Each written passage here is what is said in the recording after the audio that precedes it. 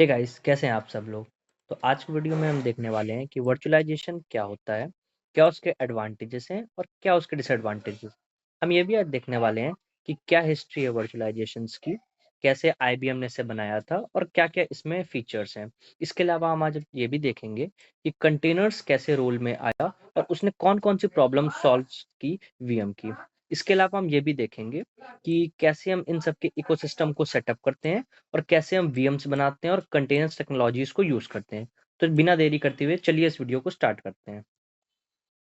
चलिए सबसे पहले समझते हैं कि वर्चुअलाइजेशन क्या होता है। वर्चुअलाइजेशन का मतलब होता है आप अपने पीसी या अपने सिस्टम को मल्टीपल वर्चुअल मशीन्स में डिवाइड कर दें, जिससे कि आप एक पीसी में ही डिफरेंट ओएसएस यूज कर सकते हैं और उनमें डिफरेंट एप्लीकेशंस रन कर सकते हैं। मतलब आप एक ही मशीन पे मल्टीपल ऑपरेटिंग सिस्टम्स और एप्लीकेशंस को डिफरेंट टाइम पे एक ही समय पे इस्तेमाल कर सकते हैं। इसका जो सबसे मेजर एडवांटेज हमें मिलता है वो है रिसोर्स ऑप्टिमाइजेशन। सपोज करिए अगर आपके पीसी में 2 GB रैम है, जिसमें से आप 500 रैम अपने उबुंटू को देना चाहते हैं और 1 GB रैम आप अपने मैक ओएस को देना चाहते हैं, और बची हुई जो आपकी 500 रैम है वो आप अपने इसी विंडोज सिस्टम जो आपका मेन पीसी है उसमें यूज़ करना चाहते हैं। तो अगर आप इसमें वर्चुअलाइजेशन का इस्तेमाल ना करें तो आप इसे एकम्प्लिश नहीं कर सकते हैं, बट वर्चुअलाइजेशन के होने की वजह से ही आप इस चीज़ को विजन में ला सकते हैं। तो ये होता है वर्चुअलाइजेशन का फ़ायदा। इसके अलावा मैं बताना चाहूँगा कि वर्चुअलाइजेशन को सबसे पहले आईबीएम ने डिस्कवर किया था 1960s में। आईबीएम ने सबसे पहले वर्चुअलाइजेशंस में ये पाया कि हम एक ही मशीन पे डिफरेंट वीएम्स डिफरेंट ओएस के साथ यूज कर सकते हैं। तो जैसे कि आप सपोज करें कि फिजिकल सर्वर में हम अपने मल्टीपल जो वीएम्स रन कर सकते हैं, हर वीएम अपने एक सेपरेट ऑपरेटिंग सिस्टम पे चलता है। तो उस सेपरेटिंग ऑपरेटिंग सिस्टम्स को जो भी रिसोर्स एलोकेशन होती है वो हमारे इसी होस्ट से होती है। तो हम जो हमारा होस्ट होता है, जिसमें सपोज करिए अगर 50 GB एसएसडी और 2 GB ऑफ रैम है, तो हम इसको डिफरेंट मशीन्स में शेयर करके इसको बहुत अच्छी तरीके से यूटिलाइज कर सकते हैं और इससे हमारा कॉस्ट में भी बचत होती है। अगर आप इन 3 एप्लीकेशंस के लिए डिफरेंट ओएस या डिफरेंट सिस्टम सेटअप करें, तो वो आपको बहुत कॉस्टली पड़ेगा, बट एक ही सिस्टम को इन तीनों डिफरेंट जगह यूज़ करने से इससे हमारा बहुत कॉस्ट बचता है। आप इस इमेज में भी हम चेक कर सकते हैं, सपोज़ कर सकते हैं अगर हम एग्ज़ाम्पल लें कि ये आपका एक मेन पीसी है, ओके? इस मेन पीसी से हम ये अपने डिफरेंट ओएसएस को रन कर रहे हैं। सपोज करिए इस ओएस में आपकी एक ई कॉमर्स वेबसाइट रन हो रही है, इस वीएम में आपकी एक अमेज़न की साइट रन हो रही है, जो भी एक अलग ओएस पे, और इस आपकी वीएम पे आपकी एक साइट रन हो रही है गिटहब की। तो आप इस एक मेन मशीन से आप अपनी इन 3 डिफरेंट मशीन को पावर दे सकते हैं, रिसोर्सेज दे सकते हैं और इनको यूज़ भी कर सकते हैं, ठीक है? तो चलिए अब हम समझते हैं कि कैसे इसका राइज़ हुआ और कैसे वर्चुअल मशीन्स ने हमें क्या-क्या फ़ायदे दिए, एक मेन मशीन यूज़ करने की जगह उसे डिस्ट्रीब्यूट करना तीनों में अलग-अलग में, ठीक है? तो चलिए अब हम देखते हैं कि the era of virtual machines. तो 1990s और 2000 में वर्चुअल मशीन ने आईटी इंडस्ट्री को बदल के रख दिया था, क्योंकि वीएम का यूज़ बढ़ने लगा, क्योंकि इसकी जो हार्डवेयर यूटिलाइजेशन थी वो और इम्प्रूव और कॉस्ट भी कम हुई। जैसे कि हमने पहले भी डिस्कस किया कि जो मेन रीज़न था इसकी कॉस्ट कम करने का, वो ये था कि ये इन वीएम्स में हम डिफरेंट ऑपरेटिंग सिस्टम को एक सिंगल होस्ट पे चला सकते हैं और इन होस्ट को हम कोई भी डिफरेंट ऑपरेटिंग सिस्टम में कितनी भी मेमोरी एलोकेट कर सकते थे as per the requirements of your host. इसके जो की कंपोनेंट्स होते थे वो हमारा होस्ट ओएस होता था। अगर आप सपोज कीजिए एक पीसी यूज कर रहे हैं जिसमें विंडोज़ रन हो रहा है, तो इस विंडोज़ में अगर आप मैक ओएस इंस्टॉल करना चाहते हैं, तो उसके लिए आपको मैक का हाइपरवाइज़र लगाना होगा। अगर आप इसमें उबुंटू यूज़ करना चाहते हैं, तो आपको इसमें उबुंटू का हाइपरवाइज़र यूज़ करना होगा। तो वो आपके होस्ट ओएस पे डिपेंड करता है कि आप उस पे कौन-सा वीएम चलाना चाहते हैं। और उसका सेकंड जो इम्पोर्टेंस होती है, वो होती है हाइपरवाइज़र की। अगर आप उबुंटू का हाइपरवाइज़र लगाते हैं, तो आप उसमें मैक ओएस का मैक नहीं यूज़ कर सकते। सिमिलरली अगर आप मैक का लगाते हैं तो आप उसमें उबुंटू यूज़ नहीं कर सकते हैं। तो ये इसके कुछ की कंपोनेंट्स होते हैं। इसके जो मेन एडवांटेजेस थे वो था isolation, resource sharing and flexibility. आप चाहें तो एक टाइम पे मैक ओएस इस्तेमाल कर सकते हैं और उबुंटू भी, और आप चाहें तो इन दोनों को एक साथ एक टाइम पे भी इस्तेमाल कर सकते हैं, जस्ट लाइक डिफरेंट विंडोज़। अगर आप विंडोज़ यूज़ करते हैं तो सपोज़ करिए कि आपका इसमें एक माइक्रोसॉफ्ट एक्सेल यूज़ हो रहा है। इसमें आपका क्रोम यूज़ हो रहा है और इसमें आपका ये पिप्टी रन हो रही है। तो आप इन 3 ओएस इन 3 डिफरेंट टैब्स को एक टाइम पे भी यूज़ कर सकते हैं। सिमिलरली आप वीएम्स में भी इसका यूज़ कर सकते हैं। आप एक टाइम पे अपने विंडो होस्ट को, अपने मैक होस्ट को और अपने उबुंटू होस्ट को एक साथ यूज़ कर सकते हैं। तो ये हमें एक फ्लेक्सिबिलिटी का एडवांटेज देता है। इसके जो सिमिलर कुछ एग्जांपल्स हैं वो है वीएमवेयर और माइक्रोसॉफ्ट हाइपरवाइज़र। तो चलिए अब देखते हैं कि इसका क्या आर्किटेक्चर है, क्या ट्रेडिशनल सिस्टम था और कैसे इसने ट्रेडिशनल सिस्टम को ओवरकम किया। तो चलिए पहले समझते हैं कि क्या था हमारा ट्रेडिशनल सिस्टम जब वर्चुअलाइजेशन हमारे कॉन्सेप्ट में नहीं आया था। तो सपोज करिए मेरे पास एक प्रोजेक्ट है जिसमें मेरे को 3 एप्लीकेशंस डिप्लॉय करने हैं। जो हमारा सबसे पहला एप्लीकेशन है वो वेबसाइट हमें शो करता है। जो हमारा सेकंड एप्लीकेशन है वो हमें डेटाबेस शो करता है और जो हमारा थर्ड एप्लीकेशन है वो हमें कैशेस रिप्रेजेंट करता है। तो जो पहले सिस्टम हुआ करता था उसमें one server means one application. Mean हमारा जो सर्वर होता था वो इतना कैपेबल नहीं हो पाता था कि हम उसमें डिफरेंट एप्लीकेशंस रन कर सकें। तो हम एक सिंगल एप्लीकेशन रन करने के लिए एक डिफरेंट सर्वर बाय करते थे। तो जो हमारे ट्रेडिशनल सिस्टम के जो ऑपरेटिंग सिस्टम हुआ करते थे वो इतने कैपेबल नहीं थे। उनमें इतनी मल्टी प्रोसेसिंग, हाइपरवाइजिंग और ऐसी कोई भी फंक्शनैलिटीज़ नहीं हुआ करती थी कि वो डिफरेंट एप्लीकेशंस को एक ही सर्वर में डिप्लॉय कर सकें, जिसकी वजह से हमें बहुत से डिसएडवांटेज होते थे। जो सबसे पहला डिसएडवांटेज होता था वो ये कि अगर सपोज़ कीजिए इस प्रोजेक्ट में मैं अपना एक ई-कॉमर्स का वेब पेज और डिज़ाइन करना चाहूँ, तो इस डिज़ाइन को मेरे को इम्प्लीमेंट करने के लिए एक नया सर्वर बाय करना पड़ेगा।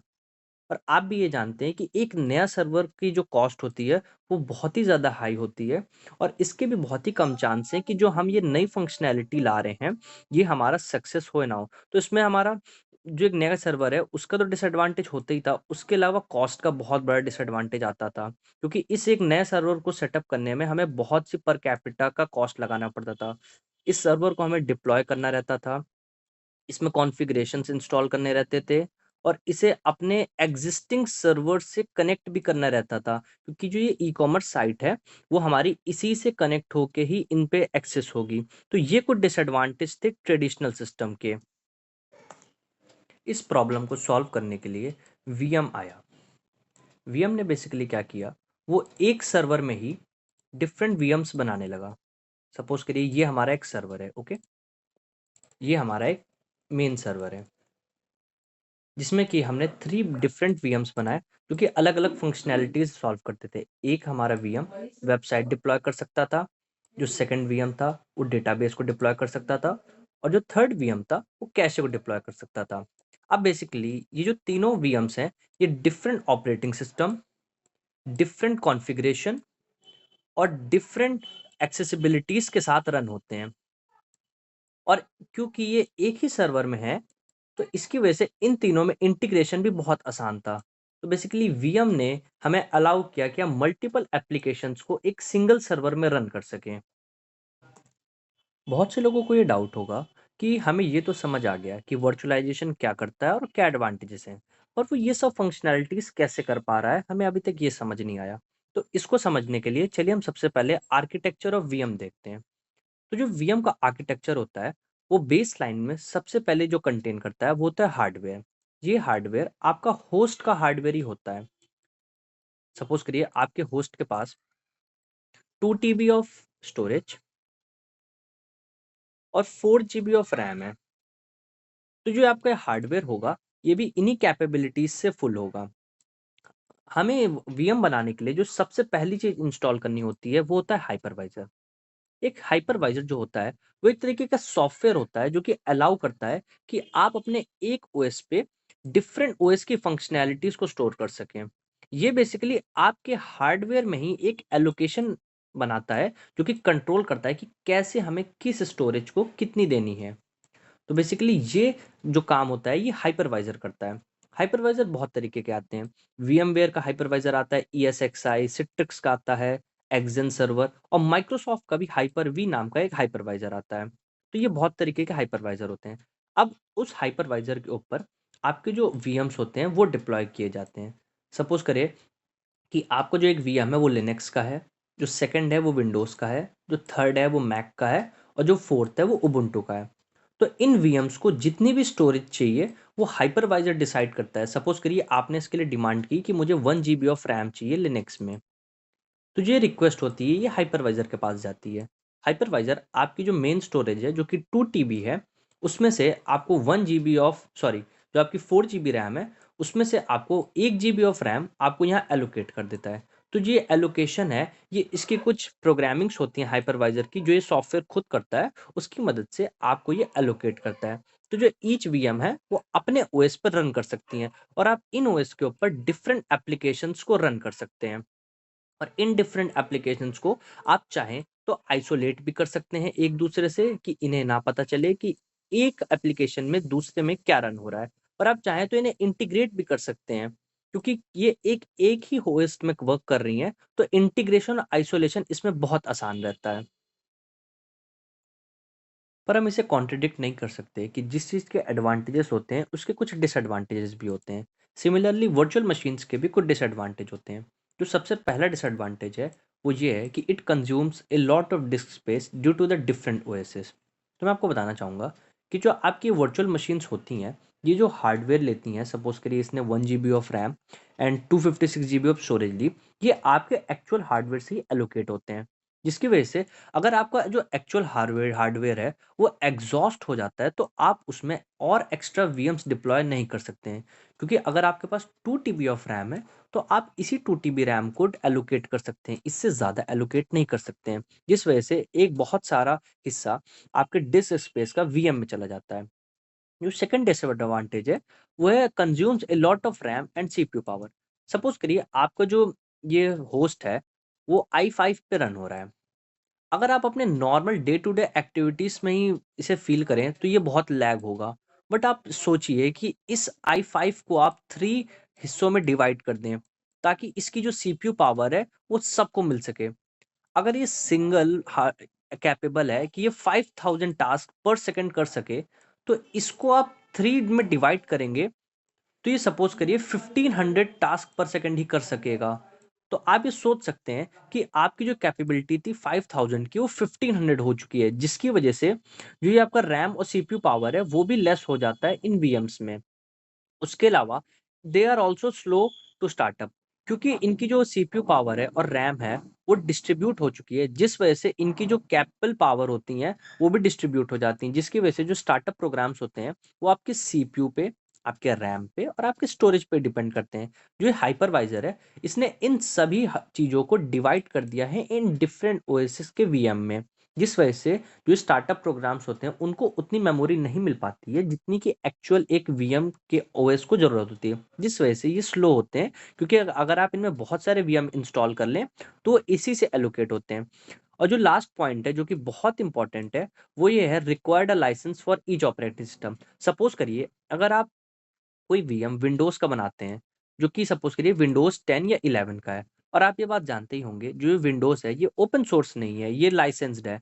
तो अगर आप इस वीएम को इंस्टॉल करना चाहते हैं तो उसके लिए आपको एक लाइसेंस अलग से परचेज़ करना पड़ेगा apart from your host operating system. Similarly Mac भी लाइसेंस पे ही चलता है, जिस वजह से आपको मैक ओएस अगर इंस्टॉल करना है तो उसके लिए भी आपको लाइसेंस की ज़रूरत पड़ेगी।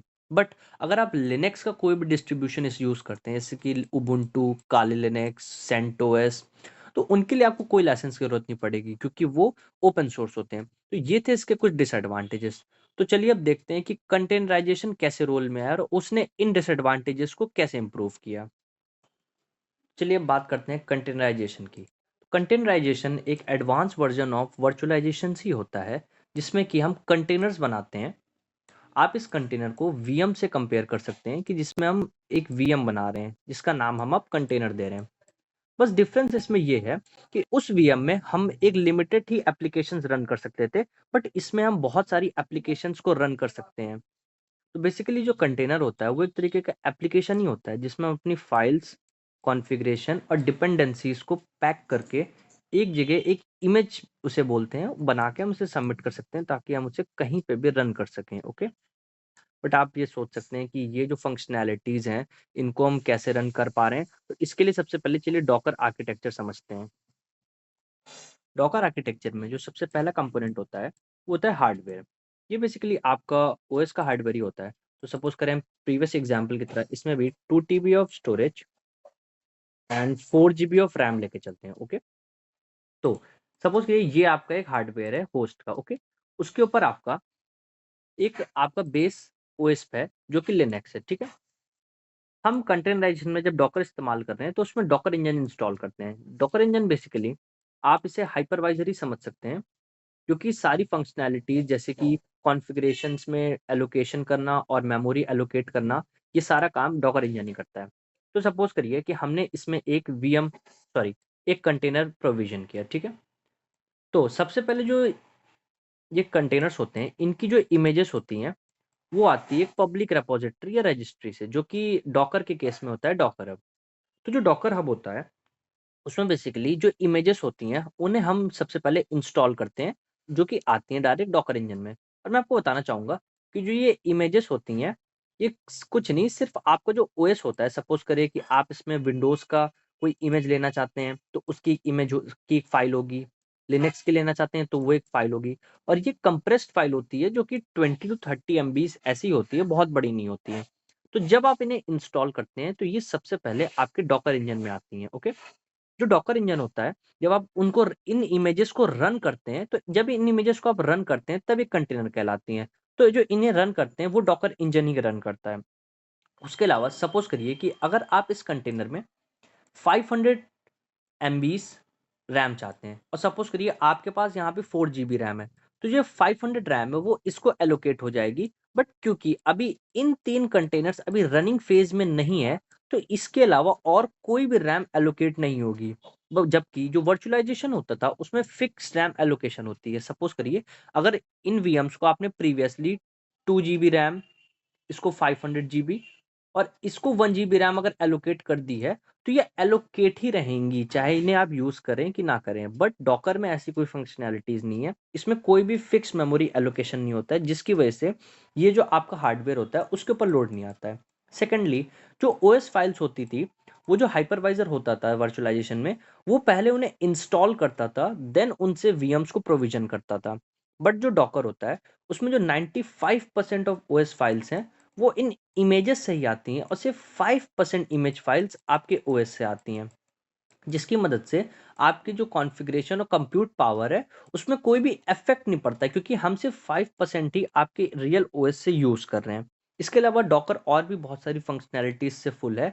सपोज करिए कि अगर आपकी जो ये रैम है वो फुल्ली एग्जॉस्ट हो चुकी है, मीन्स आप जितनी उसकी कैपेसिटी है उतने कंटेनर्स बना चुके हैं, बट अगर आपकी ऑर्गेनाइजेशन में और भी उन्हें कंटेनर्स बनाने होंगे, तो वर्चुअल रैम या वर्चुअल स्टोरेज की मदद से और भी प्रोविजन कर सकते हैं बिना किसी की दिक्कत के। तो ये था डॉकर आर्किटेक्चर और उसके एडवांटेजेस। चलिए अब कंपेयर करते हैं कि डॉकर, वर्चुअलाइजेशन और यहाँ तक कि एडब्ल्यूएस की जो ईसी टूल्स होते हैं उनमें कैसे क्या एडवांटेजेस और क्या डिफरेंसेस है। चलिए अब कंपेयर करते हैं साइड बाय साइड इन तीनों की फंक्शनैलिटीज़ को, जो कि सबसे पहला है AWS EC2, सेकंड हमारा वर्चुअलाइजेशन और थर्ड है कंटेनराइजेशन। तो अगर सबसे पहले हम वर्चुअलाइजेशन की बात करें तो वो हार्डवेयर लेवल वर्चुअलाइजेशन पे काम करता है। इसका मतलब ये है कि सपोज़ करें कि अगर आपने इसे 4 GB रैम देके और इसे 2 GB रैम देके और इसे 1 GB रैम देके अगर आपने एक वीएम बनाया है, तो जो ये आपकी टोटल हार्डवेयर होगी उनमें से जो ये रैम है ये फिक्स्ड मेमोरी एलोकेशन में एलोकेट हो जाएंगी। इसका मतलब ये है कि अगर आप इन वीएम्स को यूज़ नहीं भी कर रहे होंगे तब भी जो ये रैम है ये एलोकेट ही रहेंगी इन्हें। इसके अलावा जो ये कंटेनराइजेशन होता है उसमें ओएस लेवल वर्चुअलाइजेशन होती है। सपोज करें इस इमेज को अभी 500 एमबी की ज़रूरत है, तो ये इस हार्डवेयर से 500 एमबी ले सकता है, और जब भी इसका काम खत्म हो जाएगा तो ये 500 एमबी इसको वापस मिल जाएगी। सिमिलरली जब इस इमेज को 1 GB की सपोज करें रिक्वायरमेंट है, तो ये 1 GB मेमोरी से लेगा, और जब इसका वर्क हो जाएगा तब ये इसे रिटर्न कर देगा। तो बेसिकली ये ओएस लेवल वर्चुअलाइजेशन पे वर्क करता है, जिसमें when required it takes and when not required it gives backs पे वर्क करता है। बट जो हमारे AWS EC2 होता है उसमें ऐसी कोई भी फंक्शनैलिटी नहीं होती है। वो बेसिकली आपको अपनी स्टोरेज, अपनी रैम देता है, जिसमें आपके लोकल से कोई भी हार्डवेयर की ज़रूरत नहीं होती। सिर्फ वो हाइपरवाइज़र जो होता है वो पब्लिक क्लाउड से आपको स्टोरेज ला के देता है। तो ये बहुत अच्छा एडवांटेज देता है, बट इसमें एक प्रॉब्लम हो जाती है, इसमें कोई लिमिट तो नहीं, बट ये बहुत एक्सपेंसिव जाता है। सपोज करिए अगर आप एक 64 जीबी रैम को एक सर्वर में डिप्लॉय करते हैं, जो कि 1 मंथ सपोज करिए चलेगा, तो उसका बिल आपका 1 लाख तक आ सकता है। बट उसी मामले में ये वर्चुअलाइजेशन या डॉकर में कोई बिल नहीं आएगा। जो सेकंड थिंग है, वो ये है कि जो ये तीनों हैं, इनमें से जो ओएस का होता है, वो इसी हार्डवेयर के जो ओएस का लेवल होता है, वो ओएस की जो कॉन्फ़िगरेशंस होती है, वो इन्हीं वीएम्स में यहाँ प्रोविज़न होती है, जिस वजह से जो कंप्यूटिंग पावर होती है, वो वर्चुअलाइजेशन में बहुत कम हो जाती है, क्योंकि जो इसकी जो कंप्यूट पावर है, वो अब 3 में डिस्ट्रीब्यूट हो चुकी है। वहीं पे अगर कंटेनराइजेशन पे बात करें, तो वो जो इमेजेस होती हैं, वो डॉकर हब से सीधा डॉकर इंजन में इंस्टॉल होती हैं। और जो 95% जो इमेज कॉन्फ़िगरेशन होती है, वो इन्हीं डॉकर हब इमेजेस से ओएस के कर्नेल से इन्हें मिल जाती है। सिर्फ़ 5% इमेजेस को ये आपके रियल ओएस से या हार्डवेयर से कंप्यूट से लेता है, जिस वजह से ये बहुत ही लाइट वेट होते हैं और इन्हें कोई भी इसमें ज़रूरत नहीं होती है। वहीं बात करें अगर एडब्ल्यूएस EC2 की, तो इसमें जो ओएस होता है, वो भी आपको एडब्ल्यूएस ही देता है, बट उसके कोई चार्जेस नहीं होते हैं, सिवाय आप उन्हें कितनी देर यूज़ करते हैं। तो ये था एडब्ल्यूएस वर्चुअलाइजेशन और कंटेनराइजेशन में कुछ डिफरेंस। जो थर्ड है वो ये है स्टोरेज का। जो एडब्ल्यूएस होता है वो अपनी इलास्टिक ब्लॉक स्टोरेज को यूज करता है इन्हें प्रोविजन करने में। वहीं जो वर्चुअलाइजेशन होता है वो ओएस फाइल स्टोरेज को लोकल से उठाता है और लोकल में ही यूज करता है, और ये भी फिक्स्ड एलोकेशन होती हैं। ओके, बट कंटेनराइजेशन में कोई भी फिक्स स्टोरेज नहीं है, वो सिर्फ इमेज साइज ही है जो स्टोर अप के लिए थोड़ी जगह ले रहा है, बाकी उसके अलावा और कोई भी उसमें स्टोरेज की रिक्वायरमेंट नहीं होती है। तो ये था एक basic overview between AWS EC2 virtualization and containerization. चलिए अब आगे डिस्कस करते हैं।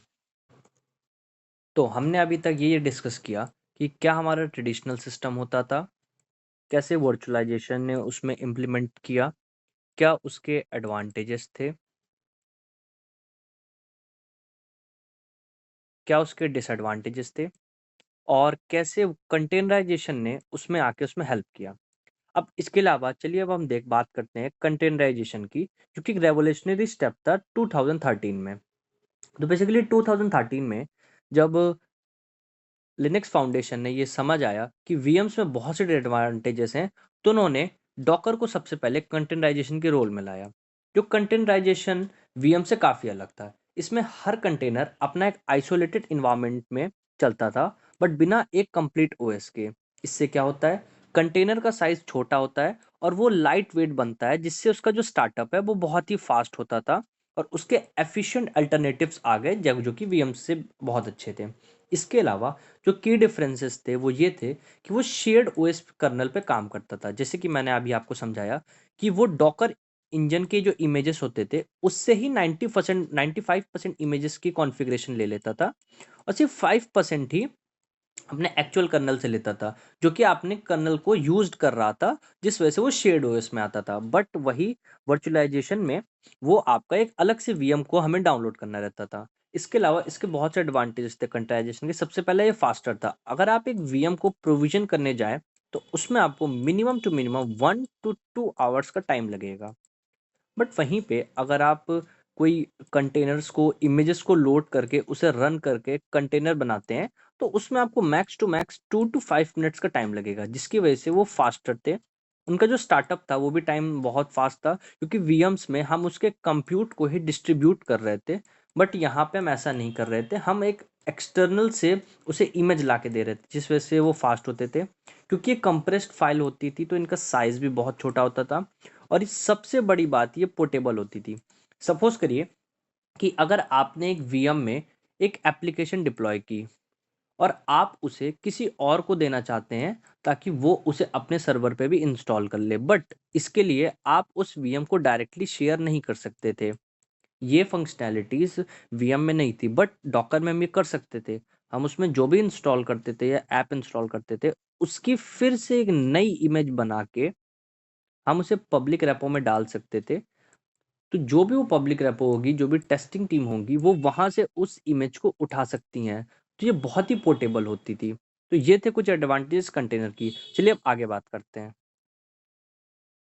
चलिए अब बात करते हैं trends in containerization. Means containerization के जो टूल्स हैं वो डिफरेंट टूल्स, एडॉप्शन और उनके क्या स्टैटिस्टिक्स हैं और उनके साथ वो कोलैबोरेट करके कैसे वर्क करते हैं। तो जो टूल्स में सबसे पहला टूल आता है वो होता है क्यूबरनेटिस। ये एक पावरफुल टूल है जो कंटेनर ऑर्केस्ट्रेशन के लिए यूज होता है। कंटेनर ऑर्केस्ट्रेशन का मतलब है मल्टीपल कंटेनर्स को मैनेज करने के लिए। ये स्केलेबल और रिलायबल भी हैं। जो सेकंड टूल है वो है डॉकर। डॉकर कंटेनर्स को डिप्लॉय करने के लिए सबसे ज़्यादा यूज होता है। ये लाइट वेट और पोर्टेबल कंटेनर्स बनाता है। जो पॉडमैन है ये एक अल्टरनेटिव है डॉकर का। इसमें कंटेनर्स को क्रिएट और मैनेज किया जा सकता है बट बिना डेमन के। मींस जो हम उसमें डॉकर इंजन इंस्टॉल करते थे इसमें उसकी कोई ज़रूरत नहीं होती है। सीआरआईओ ये कंटेनर रन टाइम के लिए यूज होता है और क्यूबरनेटिस को इंटीग्रेट करने के लिए। अगर हम अडॉप्शन की बात करें तो कंटेनराइजेशन का एक अडॉप्शन काफ़ी बढ़ा गया है। चलिए बात करते हैं अडॉप्शन पे। कंटेनराइजेशन का अडॉप्शन काफ़ी बढ़ गया है, स्पेशली क्लाउड नेटिव एप्लीकेशंस और माइक्रो सर्विसेज के लिए। क्लाउड नेटिव एप्लीकेशंस वो एप्लीकेशन होती हैं जो क्लाउड इन्वायरमेंट स्पेसिफिकली डिज़ाइन होती हैं। एक लार्ज एप्लीकेशन को अगर आप मल्टीपल स्मॉल इंडिपेंडेंट सर्विसेज में डिवाइड कर दिया जाता है तो हर सर्विस अपना इंडिपेंडेंट काम कर सकती हैं और कंटेनर्स इस अप्रोच को काफ़ी सपोर्ट करते हैं, इस स्केलेबिलिटी और मेंटेनेबिलिटी को इम्प्रूव करते हुए। जो थर्ड पॉइंट है वो है स्टैटिस्टिक्स। मेजर इंटरप्राइजेस भी कंटेनर अडॉप्शन में बहुत आगे बढ़ रहे हैं। स्टैटिस्टिक्स के हिसाब से काफ़ी बड़ी कंपनीज कंटेनर प्रोडक्शन इन्वायरमेंट्स में यूज़ कर रही हैं। एग्जाम्पल के लिए 2025 इंटरप्राइज लेवल ऑर्गेनाइजेशन के 85% कंटेनर्स को अपने एप्लीकेशंस के लिए यूज़ करने लगी है। ये ट्रेंड दिखाता है कि कंटेनराइजेशन का फॉर्च्यून और फ्यूचर बहुत ब्राइट है। तो ये थी की trends in containerization. Tools like Kubernetes और डॉकर ने इस टेक्नोलॉजीज को मेन स्ट्रीम बना दिया है और क्लाउड नेटिव एप्लीकेशंस और माइक्रो सर्विसेज ने इसके अडॉप्शन को भी बूस्ट कर दिया है। और स्टैटिस्टिक के मुताबिक मेजर इंटरप्राइजेस को कंटेनर्स को अडॉप्ट कर रहे हैं, जो दिखाता है ये ट्रेंड आने वाले टाइम में बहुत ही ग्रो करेगा। चलिए अब आगे इसके बारे में डिस्कस करते हैं। चलिए रिकैप करते हैं कि हमने क्या-क्या चेक किया और क्या जाना कि वर्चुअल मशीन्स और कंटेनर्स में क्या डिफरेंस होता है। तो जो सबसे पहला डिफरेंस हमने पाया वो ये था कि रिसोर्स और यूजेज में। क्योंकि वीएम होता है वो आपकी एक्चुअल स्टोरेज से स्टोरेज लेता है और वो फिक्स्ड मेमोरी एलोकेशन में रखता है और वो hardware level OS hardware virtualization में वर्क करता है, जिस वजह से उसमें जो रिसोर्स यूजेज होता है वो बहुत ज़्यादा होता है। उसके मुकाबले कंटेनर्स बहुत ही लाइट वेट होते हैं क्योंकि वो बेसिकली ओएस का इस्तेमाल आपके डायरेक्ट नहीं करते हैं, बहुत नेग्लिजिबल ओएस का आपका इस्तेमाल करते हैं, जिस वजह से उनकी जो स्टोरेज यूजेज होती है वो बहुत कम होती है। सेकंड है बूट टाइम या स्टार्टअप टाइम। जो वीएम्स होते हैं वो कुछ मिनट्स लेते हैं आपका जो वीएम्स होता है उन्हें बूट करने में। वहीं जो कंटेनर्स होते हैं वो इंस्टेंटली स्टार्ट होते हैं क्योंकि वो जो इमेज यूज करते हैं वो डायरेक्ट डॉकर हब से आती है और वो आपको ओएस लेवल वर्चुअलाइजेशन का प्रोवाइड करते हैं। जो सेकंड होता है वो है आइसोलेशन। वीएम्स एक स्ट्रॉन्ग आइसोलेशन तो प्रोवाइड करते हैं, इसमें हम कोई डाउट नहीं कर सकते हैं। बट इसमें एक डिसएडवांटेज आ जाता है, वो है पोर्टेबिलिटी एंड शेयरेबिलिटी। आप अपने वीएम को किसी और के साथ शेयर नहीं कर सकते, वो आइसोलेट तो हो सकते हैं बट आजकल की इंडस्ट्रीज में हम जो भी वीएम्स बनाते हैं हम चाहते हैं कि वो एक दूसरे से इंटीग्रेट और कोलैबोरेट हो सकें, बट ये फंक्शनैलिटीज हमें वीएम में नहीं मिलती है। तो वीएम एडवांटेजेस तो है क्योंकि अगर आपको कोई ऐसा टास्क करना है जो आपको पूरे वर्ल्ड को शो नहीं करना है तो उसके लिए आप उसे वीएम में कर सकते हैं क्योंकि वो बहुत आइसोलेटेड होते हैं, बट वो इंटीग्रेट नहीं हो पाते हैं किसी और वीएम के। बहुत सारे यूज केसेस होते हैं वीएम्स के जिसकी वो लेगेसी एप्स, ई कॉमर्स के डेटाबेसेस को और बहुत जगह में यूज होते हैं। बट कंटेनर्स भी अपनी जगह बहुत अच्छे हैं, वो माइक्रो सर्विस आर्किटेक्चर को बहुत सपोर्ट करते हैं, जिसमें कि बेसिकली हम एक सर्विस को किसी एक वेब पेज पे और दूसरी सर्विस को दूसरे वेब पेज में ऐसे हम डिप्लॉय कर सकते हैं। तो ये थी कहानी इन सब की। चलिए एक बार सब कुछ रिकैप कर लेते हैं। तो चलिए बिना वाइंड अप किए अब रिकैप कर लेते हैं कि हमने इस लेक्चर में क्या-क्या पढ़ा और क्या है फ्यूचर ऑफ कंटेनराइजेशन। तो सबसे पहले मैं आपको बताना चाहूँगा कि हमने जाना क्या कैसे वर्चुअलाइजेशन इवोल्यूशन आया और कैसे कंटेनर्स इवॉल्व हुआ। बेसिकली क्या हमारा पहले सिस्टम वर्क करता था ट्रेडिशनल, कैसे वर्चुअलाइजेशन में उसमें हेल्प की, क्या उसके डिसएडवांटेजेस थे और कैसे उन्हें कंटेनराइजेशन ने हेल्प किया। उसके बाद डॉकर, क्यूबरनेटिस, सर्वरलेस कंप्यूटिंग, इनका क्या इकोसिस्टम होता है, कैसे ये वर्क करते हैं, क्या डॉकर का आर्किटेक्चर होता है, हमने अभी ये डिस्कस किया। आगे आने वाले लेक्चर्स में मैं आपको क्यूबरनेटिस और सर्वरलेस कंप्यूटिंग के बारे में भी आर्किटेक्चर्स के साथ बताऊंगा। उसके बाद जो फ्यूचर ट्रेंड्स हैं, जो कि हम इन्हें डिस्कस करेंगे, वो सर्वरलेस एंड एज कंप्यूटिंग के हैं। बेसिकली अब जो कंप्यूटिंग हो रही है, उसमें किसी भी सर्वर की हमें ज़रूरत नहीं होती। हम सर्वर एक पब्लिक क्लाउड से एज़ आप मान सकते हैं लोन की तरह हम उसे लेते हैं, हम उसे यूज़ करते हैं। सपोज़ करिए हमने उसे 1 आवर के लिए यूज़ किया और उस 1 आवर का जितना बिल आता है हम उसे पे कर देते हैं। तो ये होता है सर्वरलेस कंप्यूटिंग। हम इसे भी आगे आने वाले लेक्चर्स में डिस्कस करेंगे। कॉल टू एक्शन ये है कि containerization is the modern IT infrastructure. Containerization ने वीएम्स की पूरी जगह ले ली है और वो बहुत अच्छी तरीके से यूज किया जाता है in micro service, in collaborating with Kubernetes और ऑर्केस्ट्रेशन की तरह भी डॉकर स्वार्म की जगह। तो ये थी हमारी कंटेनराइजेशन और वर्चुअलाइजेशन की हिस्ट्री और उस पे थोड़ा सा ब्रीफ इन्फो। मुझे लगता है आपको ये वीडियो पसंद आया होगा। अगर आपको पसंद आया तो आगे स्टे ट्यून्ड।